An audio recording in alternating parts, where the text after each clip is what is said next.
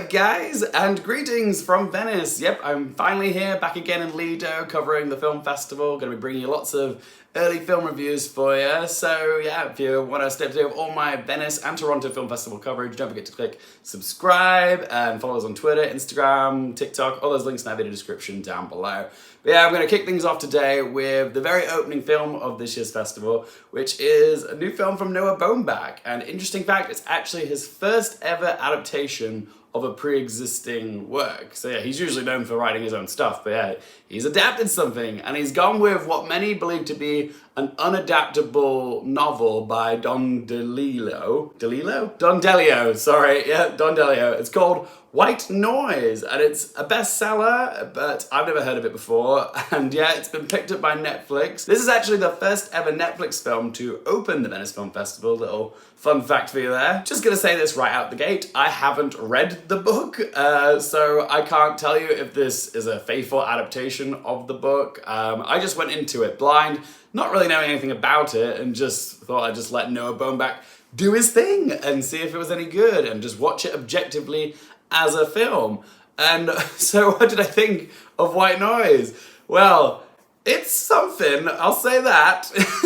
I'm not 100% sure it knows exactly what it wanted to be, because it's part dysfunctional family comedy, part kooky disaster film, part satire of American values, and there's a little dash of horror in there, and it almost feels like it wants to be a musical in places. But yeah, there's a lot going on here, and I'm not quite sure it quite knows what it wants to be. I don't know, for me personally, I wasn't quite wowed by this film. There were bits of it that I liked, but overall I came out of it just feeling a little bit meh. Not sure this one was for me, but I think Baumbach fans will enjoy it. The plot is set in America, supposedly during the time of the 1980s, and is centered around this family called the Gladney family. You've got the dad, Jack, played by Adam Driver. He's a professor of Hitler studies at College on the Hill, and then there's his wife, Babette, who's played by Greta Gerwig, and she likes posture classes, I suppose, yeah, and they've got like 4 kids.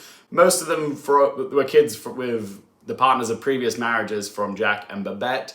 But yeah, there's this sort of like unorthodox nuclear family. The plot really kicks off though when a train crashes and releases this airborne toxic cloud, so the family has to evacuate, and they go on this very weird journey together. It's kind of a road trip movie as well. I was on board for the majority of this film. Like, the first 2 acts of this film were certainly odd, but I was curious to see where Baumbach was taking me. But sadly, the 3rd act didn't quite reach that crescendo of satisfaction that I was hoping for. It just kind of fizzled out. I was hoping for more emotional impact, it just never really got me there. So when this film came to an end, and I will say this, the ending of this film was very enjoyable. I won't say what it is, but it involves a supermarket, and it happens over the end credits, and it is splendid to watch. But yeah, when I walked out of the cinema, I just left it feeling a little bit miffed, because I just felt like, what was the point of it all? There's a lot going on in this film and what it's trying to say about American capitalism, consumerism, our dependency on technology, and it has sort of an askewed look at history, which was kind of interesting. Like, it's certainly a smart script, it's just it might have been a little bit too smart for me, because I'm not sure I got everything on the first go. As far as positives go, I will say it's handsomely directed by Noah Baumbach. Like, this is definitely his most expansive film he's ever done. A lot of big set pieces, which were quite fun and well executed. I also quite like the aesthetic of the film, because it was a little bit ambiguous. Like, there's enough in the costume department and the production design to make you think, oh yeah, this is the 80s, but it never explicitly says that it's the 80s. But you've got like plaid skirts, cable knit jumpers, perms, and visors, but it's still ambiguous enough that it could belong to a different decade. And I also like, while it was commentating on the past, it still very much resonated to a lot of topics and issues that are going on right now in the world, especially in a post-COVID pandemic world that we're living in now. The performances were also decent. Like, the whole family is great in this, and I'll say it was so nice to see Greta Gerwig act in something again, like it's been a while. Also, I could have used a little bit more Don Cheadle. He's great in this film, but yeah, there's just not enough of him. But I will say, Adam Driver drives this movie. Like, it's his movie, it's very much his story, kind of like Annette as well. He just kind of like commandeers the film, and it's very much his story, and he is great in it. He's got a nice mix of different things going on in here, like it's a comedic performance, there's some tragedy in here, there's some weird stuff as well, like there's a lot of different layers to his performance here, which I did quite like. Is it possible he might get a Best Actor nomination for this?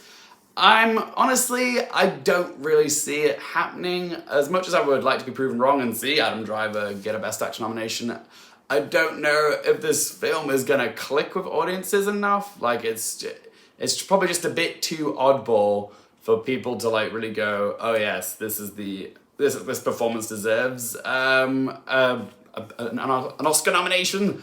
But yes, if we're talking Oscar nominations now, I'm not sure I can see it being heavily nominated. Like, even where you would think in, like, Best Adapted Screenplay for Noah Baumbach, again, I don't know if it's a film that's going to click with the masses enough to justify getting a Best Screenplay nomination.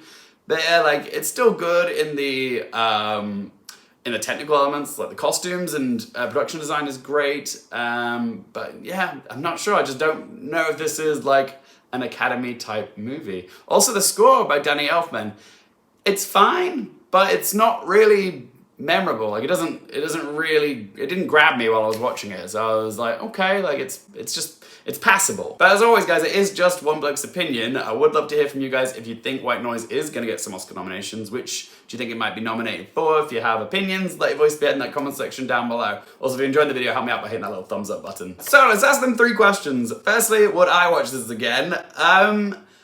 I think White Noise is a movie that I would benefit from watching a second time to try and absorb it a little bit more. But yeah, I don't have a lot of desire to rewatch it, if I'm being honest. Like, it just doesn't have the same immediate rewatch factor that I had when I saw Marriage Story for the first time. Coincidentally, I saw Marriage Story at the Venice Film Festival for the first time. So yeah, seen that movie like 4 times. Don't know if I'd watch White Noise multiple times though, but I might do just to give it an honest shot of seeing if it's better on a second viewing. Question 2, do I recommend it for you guys?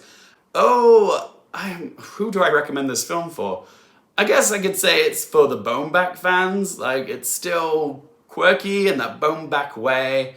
But I don't know if it's a film for the masses is the thing. If you like Adam Driver, then yeah, he gives a great performance. Yeah, it's worth watching for that. If you're a awards season fan, I honestly don't know if this is a must-watch for awards season, but it's yeah. If you're interested, give it a go. But yeah, it is coming to Netflix, so if you're interested, you can watch it there. But yeah, it's not a film that I would push on people to go watch it if it was in a cinema. And third question, what score to give out of 10? I came out of White Noise a bit flummoxed by it, but there were still bits of it that I liked. I just wish it came together in a more satisfying way. But yeah, I came out of it just feeling a bit lukewarm about it. It's not bad, it's just not exceptionally good or anything either. So I'm gonna give White Noise a score of 5 out of 10. But as always, guys, it's just one bloke's opinion. I do want to hear from you guys if you've seen White Noise. What do you make of this film? Do you think Adam Driver deserves an Oscar nomination? Whatever you have to say about this movie or award season, let your voice be heard in the comment section down below. If you guys have enjoyed this video, don't forget to click subscribe. And if you want to stay up to date with all my Venice and Toronto coverage, be sure to follow me on Twitter, Instagram, and TikTok. All those links in that video description down below. And as always, guys, thank you so much for watching. For more things related to movies, TV, the Oscars, and popcorn culture, I'm Nick Carefield, and I'll see you next time.